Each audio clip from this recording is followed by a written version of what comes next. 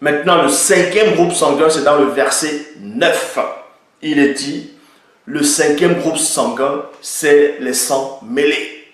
Ici, là, dans la suite, virgule, plusieurs femmes noires, non initiées, enfantaient aussi la race des mulattos.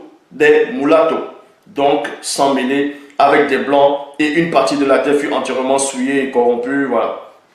Donc ici, c'est le cinquième groupe, c'est le cinquième groupe sanguin. C'est le cinquième groupe sanguin répertorié. Vous voyez?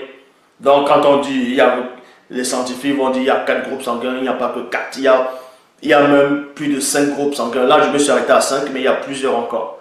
Parce que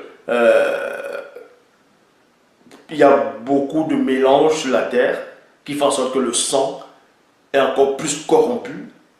Et donc, ça fait encore un autre groupe, ainsi de suite. Ici, pour vous montrer qu'il n'y a qu'un seul enseignant. Un seul enseignant.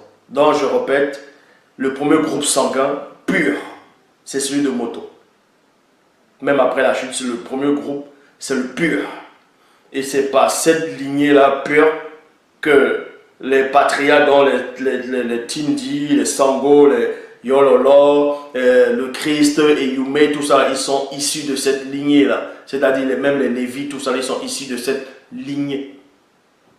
Ils sont issus de cette lignée. Maintenant, il y a aussi, plus tard vous devez comprendre, mais on ne va pas tout expliquer ici. Il y a aussi les descendants de Caïn qui sont unis aussi avec la descendance aussi